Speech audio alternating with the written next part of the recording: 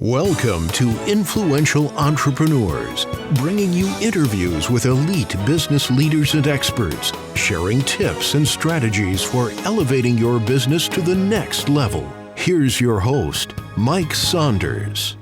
Hello and welcome to this episode of Influential Entrepreneurs. This is Mike Saunders, the Authority Positioning Coach. Today we have with us Shaun Clearwater, who's the CEO of Aspen Creek Financial. Shaun, welcome to the program. Thank you, Michael. Appreciate being here. Hey, so I'm in Colorado and we've got aspen trees, so Aspen Creek sounds like a cool name. So first of all, I'd love to know what's the reasoning behind why you guys picked the name Aspen Creek Financial? You know, interestingly, we have a sister company called Aspen Creek Wealth Strategies, and we, when I got started in this endeavor, specifically being an independent insurance agency, we wanted to try to make it as efficient of a transition as possible, and so we wanted to partner with somebody that was well known in the industry and had a lot of the connections that you need to be successful and be efficient and helpful with our clients right out of the gate. And so we partnered with an organization out of Colorado, and there's a whole story behind the name and whatnot, but we really liked and resonated well with him in that regard. Awesome. Well, that's awesome. So what's your background and how did you get into the financial services industry? You know, appreciate you asking that. It's an interesting story and not one that anybody would necessarily guess, but I actually have a degree in electrical engineering from a school here in California called University of the Pacific. And I've worked for large organizations like Cisco Systems and Intel Corporation and whatnot. And I got invited to a multi-level marketing company meeting one day, and I got recruited into the financial services industry, and I really enjoyed it. Oddly, a lot of people don't have great experiences, but I really liked the numbers, and I liked the interaction with people, and I liked the complex ways that you can solve solutions and come up with solutions that make a lot of sense. So. Well, I mean, that's interesting that you think it's odd, but an engineering mind, if this, then that, if we do this, that might make your retirement savings do that. Or if we take this, I think that makes total sense. And I would much rather have someone that is giving me wealth and retirement recommendations that is very structured and organized. And so I think that's a wonderful fit. So you guys focus on in your agency, what are the typical clients that you're working with? Yeah, great question. It varies. We work from both ends of the spectrum. We've got people that are, just starting in their careers and they're not sure whether they should put money into their 401k or their Roth 401k. They don't understand the difference or why you would do one over another. And then I've got the whole other end of the spectrum where I've got people that are right at that inflection point of switching from this 40-year mindset of working every day to retiring and not having to work every day. And they go from saving to spending. And that's a really emotional and psychological transition that's difficult to do without, to do all by yourself. And so we try to help be that guidance and coach to help them move through that transition. Yeah. And, it's really not just a matter of fill out this half-page form, let's tick the box and we're good to go. Everybody's situation is different. Everyone's result that they want to achieve is different. And it almost, I've said this so many times, it almost is like you're acting like a life coach of sorts, and you're asking questions like, well, tell me, Mr. and Ms. Client, what do you feel retirement looks like to you? And I'll bet you get a variety of answers. And anymore, people are not saying, I just want to sit around and play golf all day long. People are it's almost like it's like their second wind, and they're getting out of the workforce, but now they're continuing to be productive. Well, if that's the case, your money decisions are very different from client to client, right? Absolutely. Yeah. One of the hardest things to do is to give a definitive answer. And so a lot of times people hear advice in the internet world or on TV or on the radio, and they come to me and they say, so should I do this? Because so-and-so said to do this. And it's always an it depends answer, because you're right. Each person's situation is different, and the right thing for them is not going to be the same thing for the person next to them.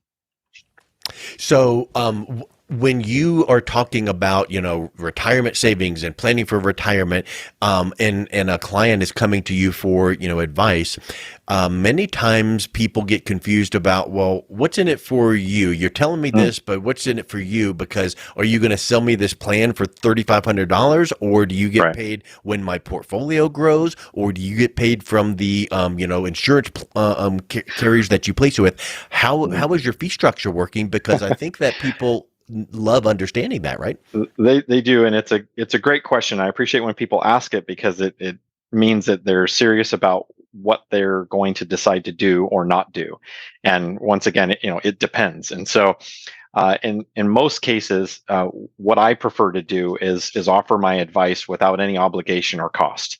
A lot of people don't quite understand how that works, and it's the commission model. But Mhm. given the fact that I have credentials that put me in a position to be a fiduciary and to make sure that not only am I doing the right thing for them for moral and ethical reasons, but there's also a legal obligation, and I have a personal vested interest in making sure that whatever I do or recommend to them is truly the best thing for them. It's the only way to grow a business naturally and organically and in the right way. So I can't make advice to someone that isn't really the right thing for them because it'll just be catastrophic going forward. It's just not the right thing to do either.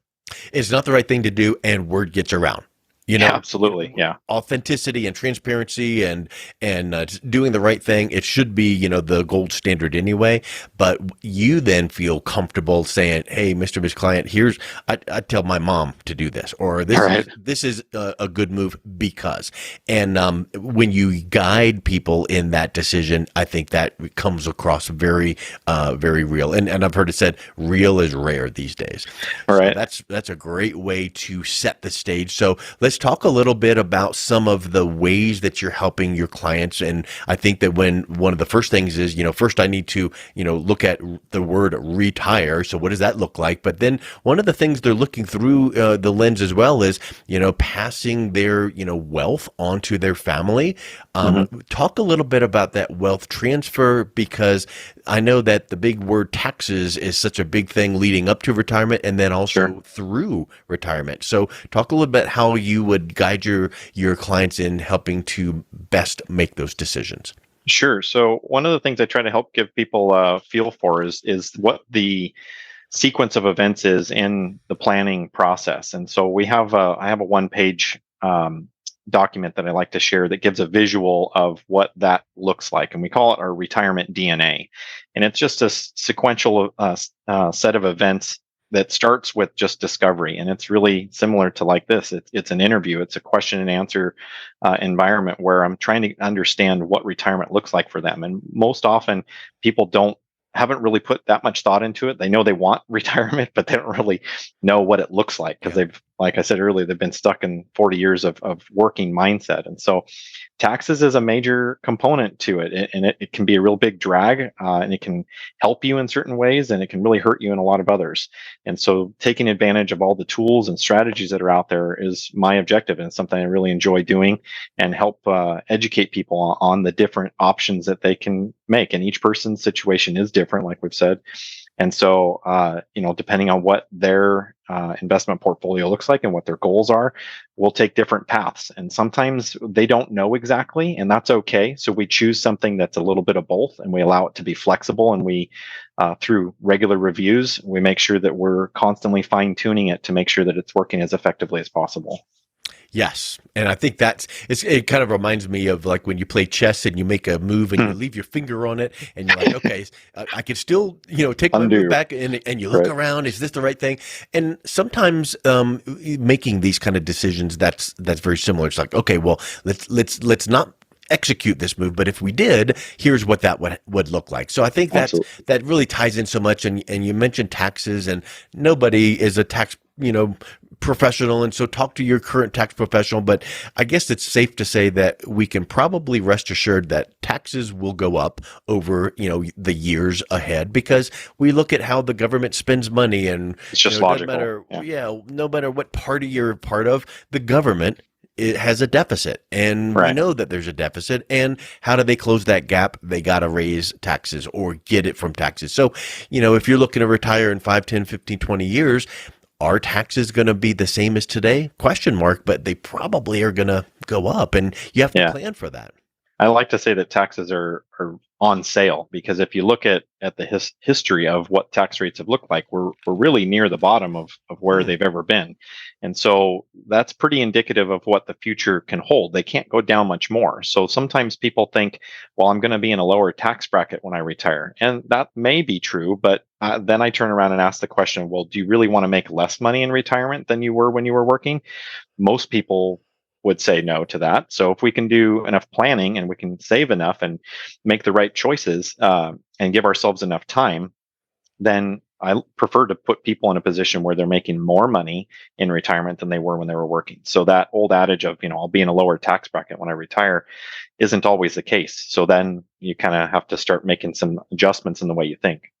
Yeah, because you might say that statement, I'll be in a lower tax bracket, because you might assume you'll make less money, but Right. that also assumes that the bracket itself remains the same.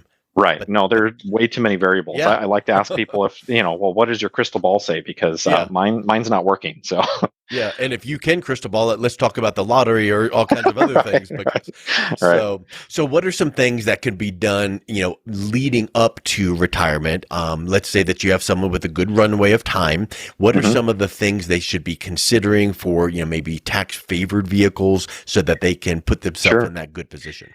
Yeah, one of the things I like to try to encourage people to employ in their arsenal, so to say, is having options. And so Roth IRAs are great tools. They give you the ability to grow your money tax free and access it tax free.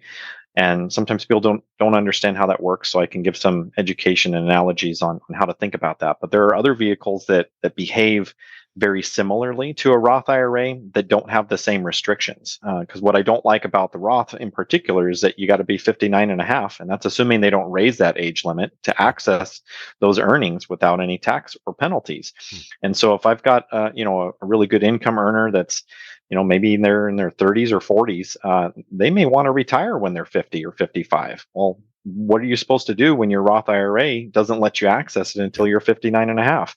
So I've got, other options. And one of them is, permanent life insurance. And when you say that out loud, a lot of people start to cringe or they get nervous or uncomfortable because they heard Susie Orman or Dave Ramsey talk Yeah. about how bad it is. And I'll just remind people that there are right ways and wrong ways of doing things. And for unfortunately, in my profession, there are a lot of advisors that don't know how to do things properly with those tools, and an improperly used tool doesn't work right. So, long story short, and I've done a lot of work on myself on education and learning to make sure that I know the right ways and wrong ways to do things, and so I can help people utilize these tools that are out there to serve multiple purposes. I like to call permanent life insurance a Swiss Army knife, because it can do so many different things, and it's so flexible and useful, and it's modifiable. So that's one of the tools I like to use.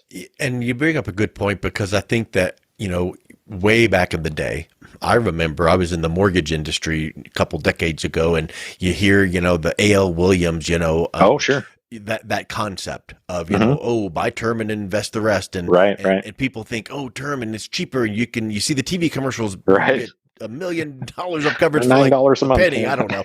Yeah, And people hear like, oh, insurance, I'm good. I'm good. And they all of a right. sudden turn off. But it's almost like you need to think of it like, maybe let's put it into a vehicle that, how would you feel about a vehicle that could accomplish the following for you, XYZ, PDQ? And they're like, oh, Hmm. that'd be awesome. And then it's almost like you want to tell them, okay, well, we got this vehicle that's AAA rated and been around for hundreds of years and all of these things. And well, it's permanent life insurance. And it's like, oh, well, wow, it's kind of a different perspective. So Right. talk a little bit about some of the things that people can experience as living benefits. Because I think a lot of times people think insurance, you die, you get money. That's what insurance does. But in reality, permanent life insurance gives you benefits, today moving forward. Sure. Yeah. A lot of times people don't have the education to understand how to use it and what it's capable of. Term insurance serves a great purpose from a perspective of giving you good protection for a really low cost. But on the other side, a lot of times those don't ever pay out. There's all these statistics that we could rattle off about how inefficient they are. But at the end of the day, I like to focus on flexibility, and term insurance is typically part of a plan, particularly for a younger family. And we could talk through all the nuances of that. But the living benefits and the living ways of using a life insurance policy that has a death benefit, don't get me wrong, there are things that it does and provides for your family the day that you no longer are breathing. But there are a lot of things you can do up until that day with that policy that you can take advantage of. All the living benefits are, substantial based on each person's situation, but you can access money that's inside there. I like to refer to it as equity, help people understand how it's similar to a house and having equity in your house, but actually being able to access it. And then there are a lot of other benefits that can come along in the event that you got disabled or things of that nature too. So it's quite flexible. And we've been talking about taxes. So let's now contrast some of the ways that this vehicle could benefit on the tax side of things. Sure. So there's a couple of key features. One is, any death benefit with a life insurance policy goes to your heirs tax-free. It's one of the most significant ways to transfer wealth. I'm working with a family that's, in their retired years, and they've got a certain amount of money that they want to make sure that they give to their kids, to their charity, to their grandkids, whatever purpose. It's a great way to add a multiple and a guaranteed rate of return on money that you have a specific purpose for. Life insurance is a great tool for that. It's going to pay out a lot more than any of the other fixed options. And you said something a second ago that made my, attention perk up. Okay. Guaranteed. Sure. Yeah. No, there aren't many places in this world where you can say guaranteed and have it really, really mean something. And when you're working with these, large institutions, these carriers, these life insurance companies that have been around for hundreds of years, and they have immense assets in their backing, there's no messing around with them. Not only are they immensely well rated from all these different rating companies that try to rank how well they are established, but they've been around a long time. They're very well positioned to make sure that they can make good on any of the guarantees in the contracts that they provide. That's one of the ways I like to refer to these life insurance contracts as investment grade life insurance contracts. Yeah. Well, also along the lines of guarantee, we're talking about retirement and wealth building and things like that. And one of the big, another word, risk, so like, oh, well, I put my money in this and then it lost everything or it went down. Right. So talk a little bit about how these, permanent life insurance contracts, is there risk involved in those for, losing money? So it's guaranteed, but risk too? Great question. There is potential risk with the wrong kind of permanent life insurance. So when I was first in the industry, working for one of the larger companies, one of the most popular products was a variable universal life insurance product. And those do have risk associated with them. But since educating myself further in all of the improvements that these companies have made on the fixed side, there are guaranteed places to put this money that have the same features without any of the risk involved. And that's really meaningful to try to get your head around, is how you can participate in growth in the market without any of the risk. And it just really brings a lot of peace of mind to many of my clients, knowing that if the market goes down tomorrow or whatnot, their money is not at risk. The worst they can do is make nothing. So you got, risk avoidance, risk mitigation, guarantees, the money grows tax-free. All access to tax-free. Then one last thing to touch on, and you mentioned this about, flexibility. So let's say that, you've got, your kid is 6 years old and now all of a sudden, poof, they've grown up and now they're heading to college. Right. And you've got some money, cash value equity in these contracts. Talk about how you can access that for things like, would it be a good idea for college tuition? Yeah, absolutely. It's one of the most valuable tools to use as an alternative to a 529 or a Coverdell plan, because it gives you the flexibility to, if you do a policy on a minor or on one of your children, it's a way to save money for them for whatever they choose to use it for, or whatever you allow them to choose to use it for, without it being forced to be used for education. And it's not going to count against them in calculations with their financial aid forms, and things of that nature. So if they choose to go to college, you can use it for that. If they choose to go to a trade school instead of college, you can use it for that. It has a lot, if you want to have them start a business, if they're really passionate about something, it gives you a lot of flexibility, again, that you don't have with some of the more traditional tools. And it's one of the things I like to be able to bring to people are some different ways of doing things outside the box is kind of how I like to think about it. Yeah, I love that, because we kind of tie in the life insurance on the term side only pays out when a death happens, but all Right. of these things we're talking about, from guarantee and low risk and flexibility, I think these are things that make people kind of sit up and go, tell me a little bit more. I heard Right. about to be interested. Right. And with the tax aspect of things that we've been talking about, if this money over time grows tax free, isn't that kind of like one of you hear like, these super uber wealthy top 1% of the world, they Right. pay so little in taxes. Is that one of the strategies that they implement? And this is now available for the little guy per se? Right. In more cases than not, that's accurate. And it's one of the things that we like to try to help educate people on is that the strategies that the uber wealthy use can be used by the average middle America. And that was one of the things that kind of got me really passionate about this industry, is the ability to help people that may not be able to get the advice of the typical financial advisor with Morgan Stanley, or that's who it was back in the day. I had a story where I was trying to get some advice from a Morgan Stanley rep. This was before I got licensed, and he wasn't willing to work with me until I had at least $10,000, Yeah. and that really bothered me. And so it was one of the things that I like to try to bring to the table is, I can help anybody. Everybody deserves the right to learn and to understand and implement the same strategies that the uber wealthy do. And obviously, you don't put all your eggs in this basket, and obviously, It's not right for everybody all the time, but there's some really powerful things we've talked about here. So, Shaun, if someone is listening to this going, tell me more, what's the best way they can learn more and then reach out and connect with you? Great. Yeah, we've got a lot of material and educational type things on our website, www.aspencreekfinancial.com. We've got a chat feature on there where you can chat with a representative directly there, and we've got all of our contact information there as well. So I'd love an opportunity to interact with anybody that's interested in learning more. Awesome. Well, thank you so much for coming on. It was a real pleasure talking with you today. Thank you. Same here. You've been listening to Influential Entrepreneurs with Mike Saunders. To learn more about the resources mentioned on today's show or listen to past episodes, visit www.influentialentrepreneurssradio.com.